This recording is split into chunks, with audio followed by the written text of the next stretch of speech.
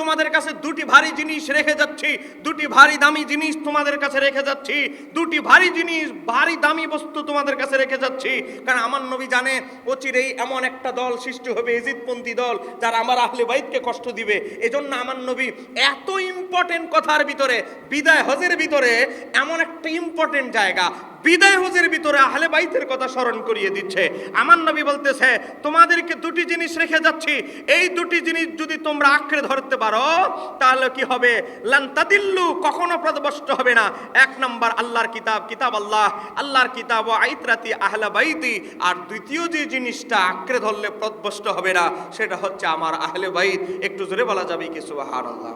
তাহলে আহলে বাইতকে আঁকড়ে ধরতে হবে, এটা আমরা বলছি না, এটা সাহাবীরা বলছে। সাহাবীরা জাতির কাছে, আমাদের কাছে বলছে। তাহলে কি বোঝা গেল? সাহাবীরা আহলে বাইতের দুশমন ছিল, এটা কি বলার কোনো সুযোগ আছে? আরেকটু জোরে বলেন, কোনো সুযোগ আছে? আপনি ইতিহাস খুঁজে দেখেন, কোন সাহাবী ইমাম হাসানকে কোনোদিন কষ্ট দেয় নাই। আপনি ইতিহাস খুলে দেখেন, ইমাম ইবনে আসাকির আজ থেকে 1050 বছর আগে ইতিহাস তুলে ধরেছেন। হযরত আবু দারদা রাদিয়াল্লাহু তাআলা ঘটনা বর্ণনা করেছেন, তাহাজ্জুদের সময় ঘুমিয়ে আছেন, তাহাজ্জুদের নিকটবর্তী সময় হযরতে বেলাল রাদিয়াল্লাহু তাআলা ঘুমিয়ে আছেন। আল্লাহর হাবিব স্বপ্নে বলছে, বেলাল, ও বেলাল, এটা কেমন কঠিন আচরণ আমি নবীর প্রতি, এত দীর্ঘদিন হয়ে গেল তুমি বেলাল আমি নবীকে এত ভালোবাসো, আমার জিয়ারত ভুলে গেছো, বেলাল এটা কেমন আচরণ? হযরতে বেলাল ঘুম থেকে জাগ্রত হলেন, ঘুম থেকে জাগ্রত হয়ে কান্না করতে লাগলেন। কান্না করতে করতে তাহাজ্জুদের নামাজ পড়ে ফজরের নামাজের পরে রওনা দিলেন সিরিয়া থেকে মসজিদে নববীর উদ্দেশ্যে। মসজিদে নববীর দিকে রওনা দিলেন।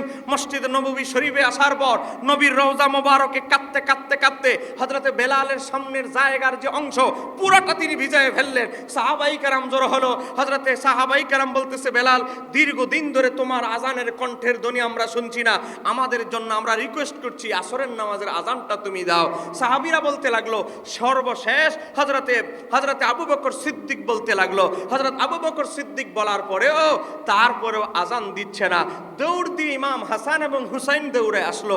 ইমাম হাসান হুসাইন আসার পরে যখন বলল, বেলাল, আমরা আল্লাহর হাবিবের দুই নাতি, আমরা ইমাম হাসান এবং হুসাইন, আমরা দুই ভাই, আপনাকে হুকুম দিচ্ছি, আমরা আল্লাহর হাবিবের নাতি হয়ে হুকুম দিচ্ছি, আপনি কি আমাদের কথাকে অ্যাভয়েড করবেন?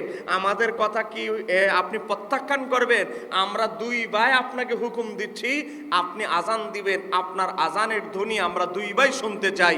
একটু জোরে বলা যাবে কি সুবহানাল্লাহ? হযরতে বেলালকে আবু বকর সিদ্দিকের মতো মহান ব্যক্তি আদেশ দিয়েছে আজান দেওয়ার জন্য, কিন্তু তিনি আজান দেন নাই।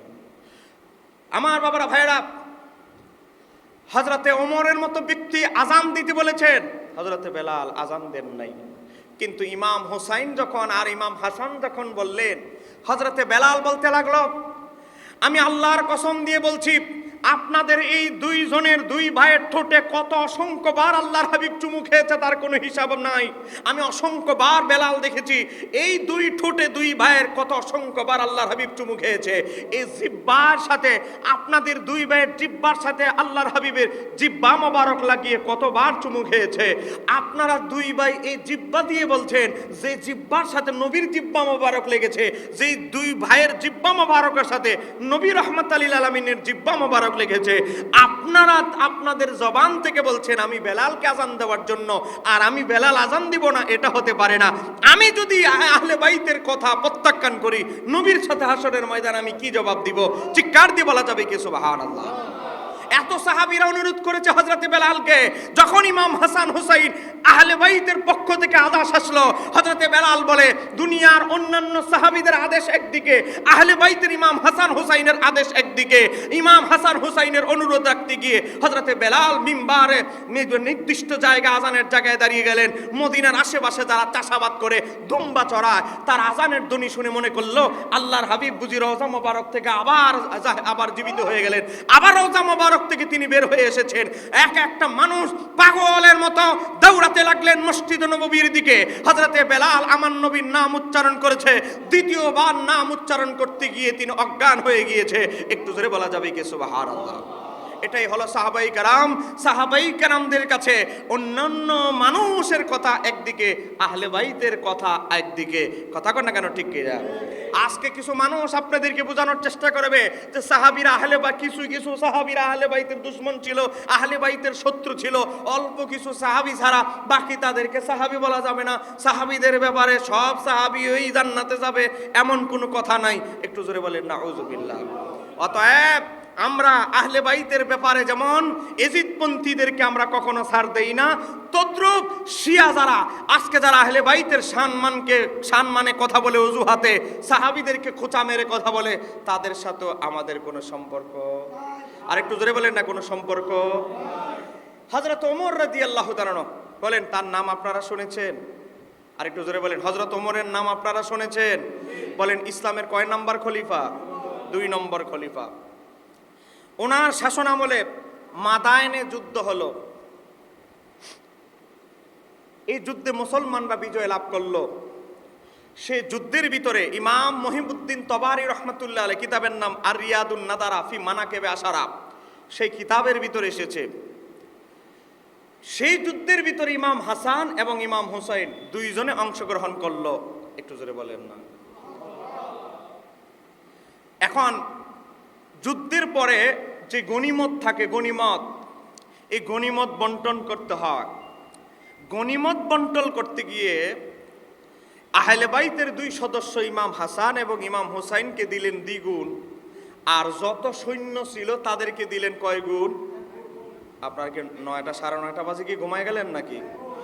বলেন, সমস্ত সৈন্যদের, মুসলমান যারা সৈন্য ছিলেন তাদেরকে দিলেন কয় গুণ? বলেন, তাদেরকে দিলেন কয় গুণ? আর ইমাম হাসান এবং ইমাম হুসাইনকে হযরত ওমর তাদেরকে দিলেন দ্বিগুণ।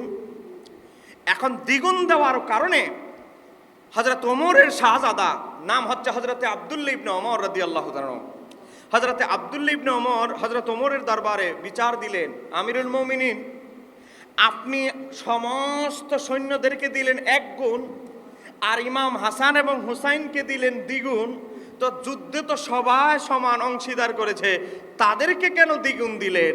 হযরত ওমর ইবনুল খাত্তাব বলেন, আহলে বাইতরা হচ্ছে আমাদের ঈমানের অংশ। একটু জোরে বলেন না সুবহানাল্লাহ। তাদের সম্মান তাজিম করা ছাড়া আমাদের ঈমান পরিপূর্ণ হবে না। তাদের মর্যাদা আর আমাদের মর্যাদা এক সমান, এক কোয়ালিটি নয়। অতএব তাদের মর্যাদার কারণে, তাদের পদমর্যাদা মাকামের কারণে তারা 1 গুণ বেশি পাবেন। একটু জোরে বলা যাবে কি সুবহানাল্লাহ? দেখেন হযরত ওমর রাদিয়াল্লাহু তাআলা আহলে বাইতকে কিভাবে সম্মান করতেন, মহব্বত করতেন। হযরত ওমর রাদিয়াল্লাহু তাআলা যদি আহলে বাইতকে এত ভালোবাসেন, শ্রদ্ধা করেন, সম্মান করেন, আমরা আহলে বাইতকে ভালোবাসতে চাই কি চাই না? আর একটু জোরে বলেন, চাই কি চাই না? একটু মহব্বতে বলেন আল্লাহুম্মা